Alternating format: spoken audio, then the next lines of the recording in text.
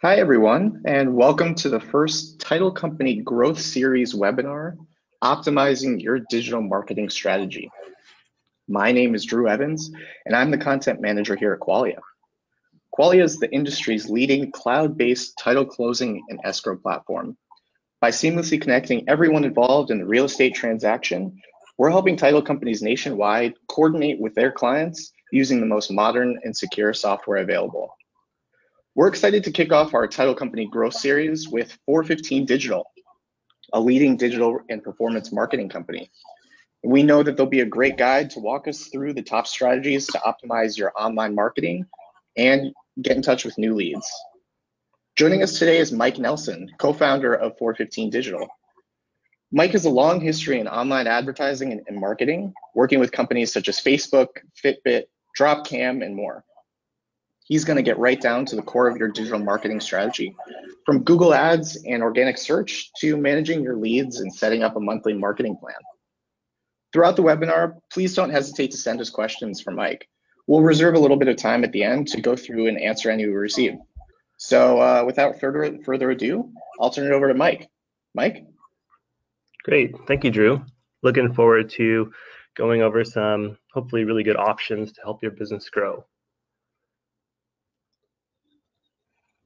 So quick agenda we have here. There's only about 5 sections. We want to keep things short and kind of to the point. The first one is we're going to go over Google Ads. That's a platform that I've been working with for about 10 years now. So we're going to talk about how you can get paid search ads in front of users who search for businesses like yours. We're also going to talk about organic or SEO, you may call it. Those would be the natural listings that you'll find on google.com and other search engines. We'll review the Google's reviews platform and Google My Business.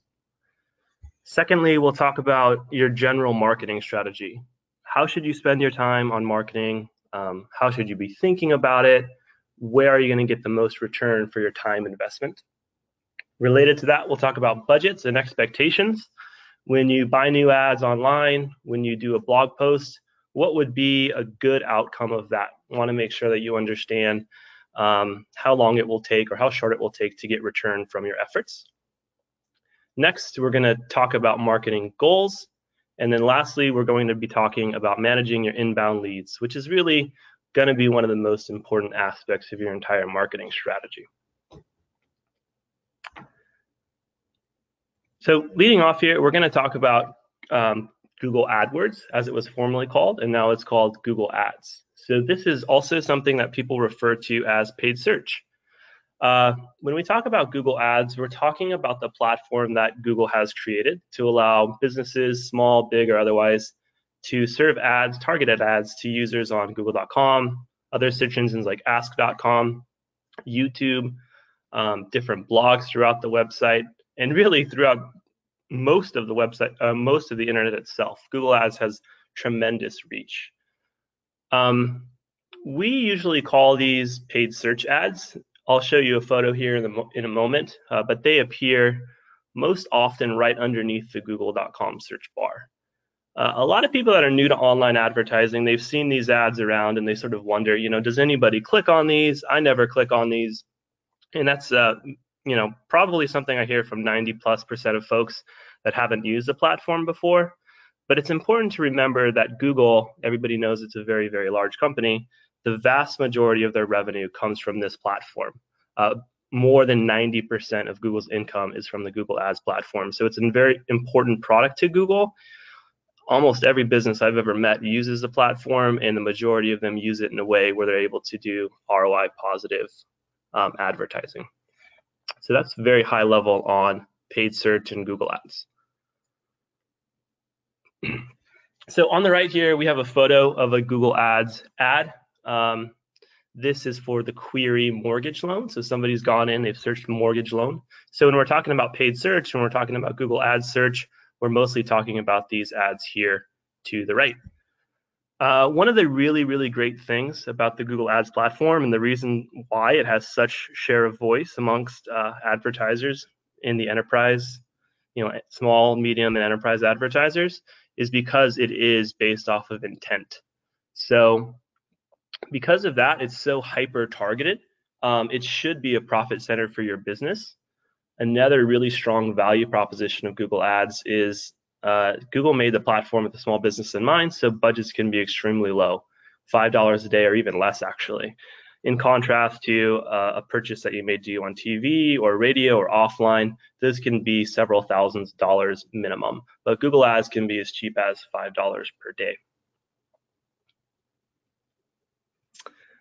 If you're new to Google Ads, when you go to ads.google.com, they will ask you this question on the right side after you give them an email address.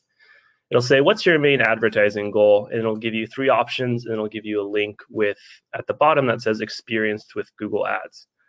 As intimidating as it may sound, we actually want to hit the latter, the experienced with Google Ads link.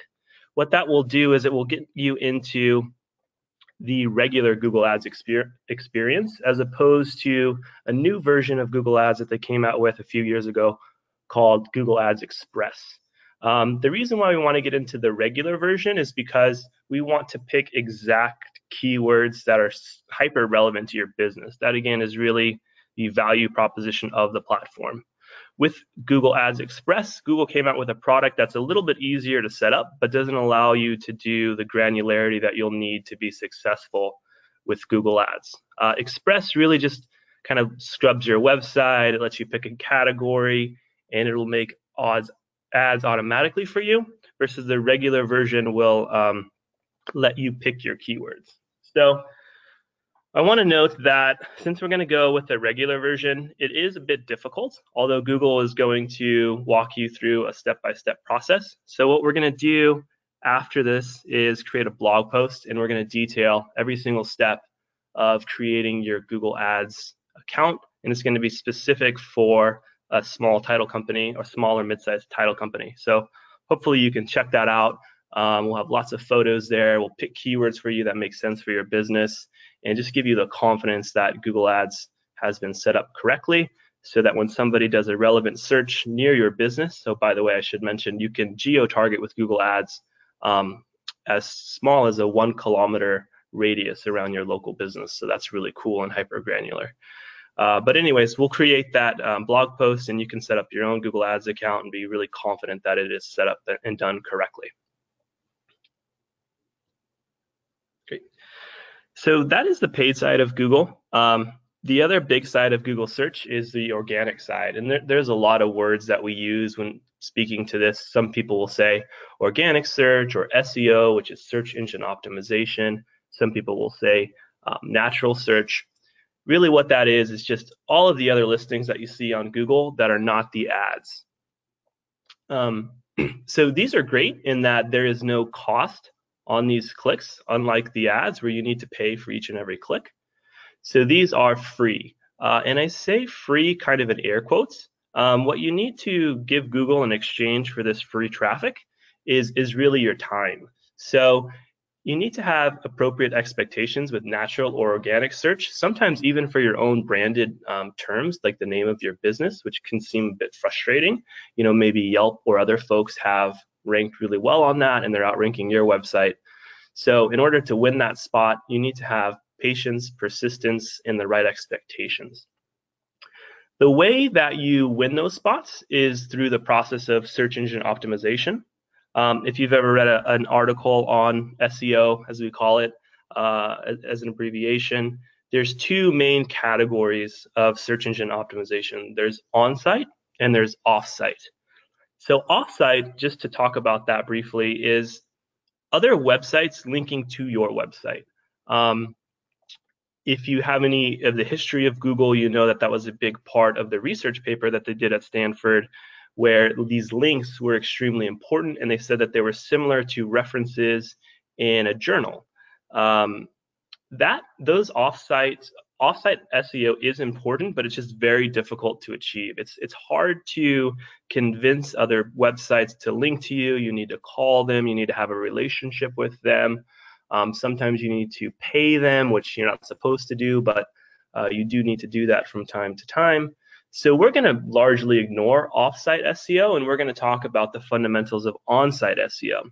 On-site is easier because you control your website. You have hopefully access to editing your website. You can write content. So we're going to focus on the on-site side of SEO. So here we have a list of questions that you can ask and or research to see if your on-site SEO is doing reasonably well. So the first one is, does your site function well on mobile? Google, we have Google come in all the time talking to us. Their reps, I've probably talked to hundreds of them in my life, and almost every single one of them that I can recall is talking about mobile and how important it is.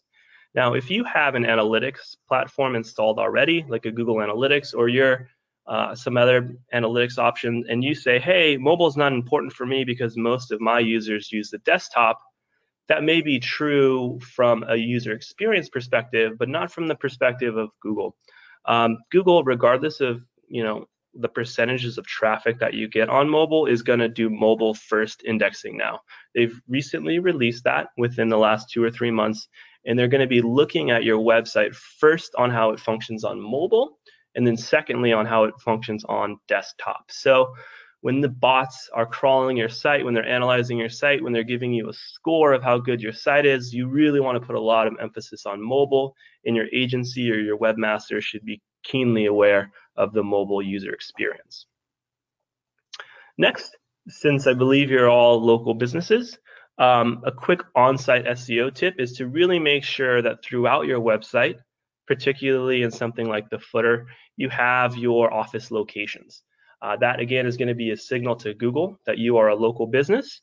It's going to make you more eligible for local queries. And it will also soften the competition dramatically because you'll mostly be competing with local businesses as opposed to large online businesses in your geography.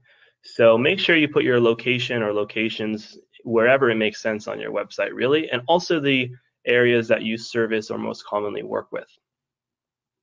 The next one is a big trend from Google. There's a lot of research on this. If you were to do some searching around that Google is publishing, your website needs to load very, very quickly. So again, in our blog post, we'll give you some nice links to do testing of your website. But there are a lot of free tools out there. One of them is called Pingdom Tools. There's also Google Speed Tester. There's a variety of them. What you're looking for is to not get a failing grade, first and foremost. If you can not get a failing grade, that is pretty good for a small business. Although with some good development, you're most likely getting the top 15 or 20 percentile of all websites. So that is kind of a theme of today. A little bit goes a long way. To get in the top 15 or 20 percentile, you actually really just need to be hitting on the basics pretty well, and you will be doing much better than most other websites out there. The next one, and the one that is most related to you most likely as an individual, is having to do with your content and how you define the content to Google. Very simply, what we need to do is make sure that the expectations that users have on google.com is met when they actually click on your organic link on google.com and view your web page. So we characterize that as really just aligning your page titles and headlines. And on the next slide here, we're going to talk about what are those titles and headlines, where they look, where they show up. So on the right at the bottom, we've made a search, start a title company. And in red there, we've highlighted the SEO or page title. You're going to be hearing them interchangeably. Some people will say SEO title, other people will say page title. This is really something in your CMS, your content management system, whether that be WordPress or Wix or a custom CMS that maybe somebody has made for you. This is going to be something you can go in and write yourself. It is the exact snippet of text that Google is going to be placing on the SERPs. So for actually Qualia here, blog.qualia.com, we went in, or Qualia went in, and they said, thinking about starting a title company, ? 6 simple steps to do it. So Qualia explicitly wrote that. Qualia also explicitly wrote the description underneath the title, again on the lower right side, where it says, understand your state insurance requirements. So that is called an SEO description. And I've only ever heard it called an SEO description, so that one is a little bit less confusing. When a user actually clicks on this, they'll go to blog.qualia.com on the right side on the right upper side.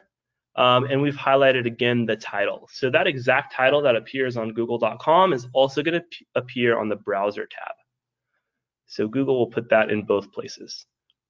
And we want that title to match the headline 1. So this is thinking about starting a title company, 6 simple steps to do it right and fast. So again, why is this important? The answer is you just want to make sure that you follow through with a promise that you gave to users way back when they were doing the search. They were really interested in the 6 simple steps to starting a title company. So we need to tell Google with our headline 1, which is the primary, what we're saying is what the article is about to Google. We got to make sure that the title and the headline match very strongly. So this is very simple. A lot of online marketing goes back to just thinking about how Google would want us to satisfy the user. So that is what we talk about when we say aligning things. Next, create social media profiles that link back to your website. This is the only off-site note that we have. One easy way to get links is to create Facebook, LinkedIn, and other profiles, Yelp, and make sure they link back to your site. Google is going to count those as links, and those links are going to have value. Again, if you just do that, believe it or not, you're probably going to be in the top half of all websites online in terms of quantity of links to you. So that'll be really great for your off-site SEO. And then the last thing on updating your website for SEO is when you're writing content, you really need to write it with the perspective of your goal in mind. A lot of times when we talk about making blogs, we want to come up with really fun and creative and markety headlines and titles. The reality is you will not get any SEO traffic from that because Google is going to show things that match very strongly not only the intent, but the words of what a user searches for. So when you're thinking about what should you write, you need to think what are the most important things that folks are searching for to find my business and then ultimately become a prospect for me.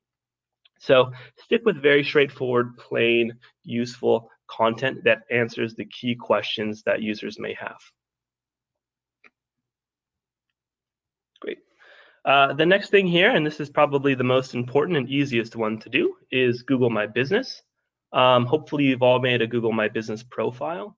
If not, this is something that's very easy to do. There's an online link that you can do this with Google, and it'll give you the listing on the right-hand side there. We've outlined, again, Qualia's Google My Business listing. Not only will Google My Business give you the opportunity to show when somebody searches for your brand on the right-hand side, but it'll also help you show in Google Maps and in the local pack. Lastly, if you are doing a lot of content, as you should be doing, you can put that content within your Google My Business ad unit and get even more space. So we'll show you a couple pictures of that on the next slide. So the posts that I just mentioned are on the right-hand side there. So that's a post that was done through Google My Business. And on the left-hand side is the local pack listings. So you've probably seen those local pack listings. Google is putting a lot more emphasis on that. A lot of times when you search for something, if Google thinks that it is a local query, they will really focus on that local pack. And you can see I searched for title companies near me, and lo and behold, I didn't even see any Google ads. I saw only local pack listings. Actually, sorry, Drew, one more thing on Google My Business. I just wanted to reiterate, claiming the Google My Business profile is pretty easy. We'll put in the blog post how to do that. But really, you just need to go in, fill out a few questions about your business. It's completely free, and Google will send you a postcard. That postcard will have a code on it. You log back into Google My Business, you put the code in, and then you will be live with Google My Business. So quite easy and one of the least time-consuming things we can do for your online marketing. The next one is, now that you've got Google My Business, hopefully you've also got Yelp, Facebook, LinkedIn and a variety of other online profiles. One of the kind of bittersweet elements of having this is it also allows people to review your company. Again, whether you're a small business, a medium business, or a large business, when we really look at how users are searching on Google, whether it's B2B or B2C, there is a tremendous increase in query volume for review-related terms. I think it's something like 600% increase in the last few years. So you need to make sure that now that you have all these profiles, you're soliciting reviews and really putting in the extra effort to get positive reviews. Because you're always going to run across somebody that had a bad experience. Most likely it wasn't your fault, but the internet is a double-edged sword. It's very open. Somebody is going to review you negatively. So you're going to want to put in the extra effort to get some positive reviews to balance that out so that you can make sure that you're getting at least 4 stars is really the goal. Otherwise, people are going to think, not very well of your business, unfortunately. And odds are they are going to be heavily researching you. So you'll need a strategy for soliciting these reviews. It's an important success metric for your business. So I believe that you should do this pretty aggressively and make sure your friends and family are helping you out as well. The last thing I would say about reviews is when you get reviews, it's also very important that you reply to them. So kind of going back to SEO and SEM and really all things Google, Google is looking to reward active businesses, folks that are still in business, folks that are worrying about their online reputation, people that are using their products. So replying to your reviews, having social media profiles, things like that are going to show Google that you're online and active, you're updating new content, etc. And that will also help you with your SEO and your rankings within Google My Business. All right. So far we've set up all of our profiles. All of that is online. You've got Google My Business. You've got Google Ads. You've done the setup portion if you've gotten this far, and that should take you about 10 hours to complete all of that. So the next thing that we're going to talk about here is getting into the recurring marketing tactics that you can do for your business in about 15 minutes per day. Again, I'm probably sounding like a broken record here, but if you were to do 15 minutes per day on your marketing, that's probably 15 minutes more than your competitors are doing. And that's really going to help you out pretty significantly as you scale your business. So don't think that you need to do 8 hours a day or 10 hours a day like me. But if you were to do 15 minutes a day, that would help you out. So we will review some things on the next slide that you can do in that 15 minutes. So consider this really a sample marketing calendar. It's very important that once you create a calendar, you remain very disciplined in your activities here. If you've committed to doing something, you need to follow it through for at least 3 to 4 months. Discipline is probably the word that we as an agency, Four15 Digital, use the most often. It's really what you need in this pretty competitive environment to succeed. Luckily for you, though, again, you are competing against local businesses versus Four15. We're competing against big enterprise companies. So you should have more success in a smaller amount of time. So one sample plan that we can recommend is really focusing again on your on-site SEO. And what that would be something like 3 to 5 really high quality blog posts per month. Hopefully you can do that in about an hour per post, and you have really strong insights that are answering people's common questions. If you're able to make good content, have a fast site, and all those things, you'll probably over the period of 6 or 7 months find that your listing on Google, your natural listing, does get on the first page, and it might even get into the top 2 or 3 when you do a search, and that would be really great. So thing 1 for your marketing plan is make sure you have a blog strategy. The second thing is you've set up a Google Ads account that'll help you get to the top, but you'll need to pay for every click. So you want to make sure that every click that you're paying for is worth the investment. So again, in our blog post, we'll walk you through this, but you need to look at the search query report and apply something called negative keywords. Third, the posts that you wrote before, make sure that you're cross-posting them to GMB, Facebook, LinkedIn, and Twitter. And then lastly, make sure that you're applying to all of your customer reviews on Google, Facebook, Yelp, and elsewhere. So these 4 things, I think total will take you about 15 minutes per day and will have pretty good impact on your overall marketing. So we're running a little bit behind here, so forgive me, I'm going to have to go a bit faster. But let's talk really quickly about budgeting. I think the important thing about budgeting is you're probably not doing that much advertising right now. So when you start doing advertising, you're going to pick the advertising that is most successful for you. And most likely you will find that is very ROI positive.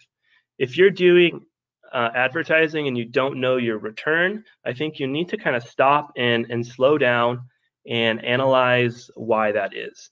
You should not buy into the notion that advertising is a long game. If you're doing advertising, again, I'm talking only about the paid stuff here, you should see return immediately. If not, adjustment needs to be made.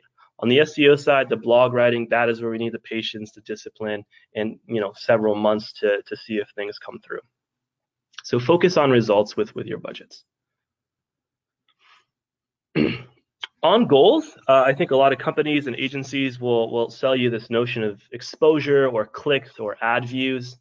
Again, you really should not be looking at that. You should be looking at your advertising budget, however small or large it may be, as providing new contacts for you, new folks that you've met, new leads, basically. That said, your online media can only affect the purchase funnel so deeply. Once you get a contact, it's really up to you to turn that into business. We can't kind of blame the ads anymore at that point. So once you get a contact, be ready to sell, have a pitch, understand that these are inbound leads. They don't know you, they've never met you before, they're not aware of your business.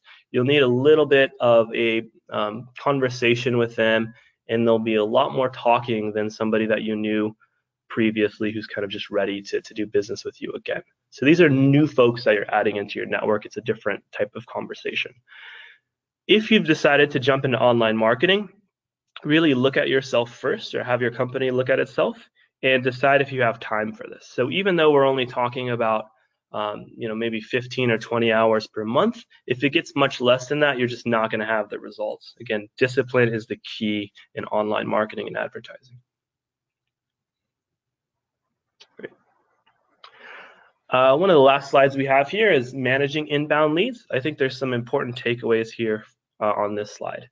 So the first thing is, when you get an inbound lead, somebody that you don't know, you need to follow up with them very, very quickly, within a few minutes. And don't be afraid to be almost obnoxious in this follow-up. It's very, very important that you don't lose the user's intention. You need to be prepared to follow up within 5 minutes. You probably want to feel comfortable with following up through emails, phone calls, InMails, which is LinkedIn product, Facebook messages if you can, and even text messages if you're comfortable with that. So fast follow-up for these unknown contacts is extremely important, because they can just very quickly move on to the next ad or the next organic listing and fill out their information yet again for somebody else. Due to that, you need to be very organized. Make sure you have a CRM or some sort of method for keeping track of leads and doing fast follow-up. And then the last slide we have here is, so far we've only been talking about inbound leads, which is 15 hours a month or even less. Don't forget to do outbound leads. This is you being a salesperson, now armed with hopefully a good marketing script that you've refined. Go to LinkedIn, make some new contacts, go to networking events, keep growing your circle. That's really all we're talking about, when we're talking about online marketing and sales.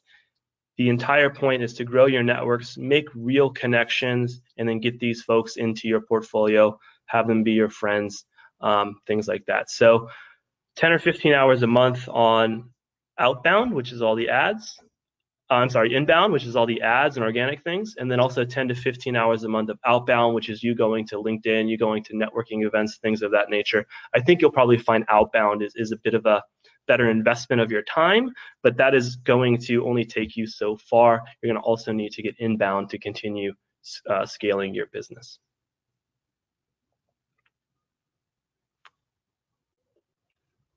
Well, great. Thanks, Mike. That was awesome. I think there's a lot of valuable insight in that for all the folks watching this and in hopes of growing their companies. I know we're running a little bit late on time here, but I think we probably have time for just one question. The one I've got here that I'm reading off of what users have submitted so far, should I advertise on Facebook? Yeah, I think Facebook is a pretty strong platform. If you have larger budgets, you can consider advertising on Facebook. The thing that you need to know about Facebook and also LinkedIn is that maybe you can connect to the right people, but they're not necessarily ready to do work with a new title agency. So the sales cycle, the process there is going to be a lot longer, and you may need to have a more robust nurturing or follow-up strategy to make the Facebook ads work. If you don't have all that ready and you just want to get new prospects now, I think Google search is going to be a more targeted and quicker approach for you. Awesome. Well, thanks for answering that. I know we have a couple more questions there, but we'll do our best to reach out to those folks who have sent in questions. Just as a reminder, this webinar will be available for you guys to watch after the fact. So keep an eye on the website and make sure you follow the link here, learn.qualia.com/growth series to get more info, which leads me to our next point. I want to say a huge thank you to Mike for coming in today, giving us really valuable insights into getting a digital marketing strategy set up and ready to go. Also want to thank everybody who joined us today and tuned into our Title Company Growth Series. As a reminder, we do have 2 more webinars coming up in this series. Next up is next Thursday. It's building your web presence with the team over at TitleTap. So you'll learn a lot more about, building your website and getting your online presence ready to go. So like I said, that's next Thursday at 1 p.m. Eastern. And the final webinar in our series is Understanding Reviews for Business Growth on January 15th of next year. And that'll be featuring the team over at Yelp. So we're really excited. They're going to be going into more depth about reviews and how you can boost your external reputation for prospects and clients. So as I mentioned, you guys can visit learn.qualia.com/growth series for more info and exclusive content coming up from all the folks here that we're running these webinars with. Mike said that we're going to be showing you guys a blog post and some downloadable content coming up in the next few weeks. So get ready for that. And thanks again for joining us, and hope you have a great day.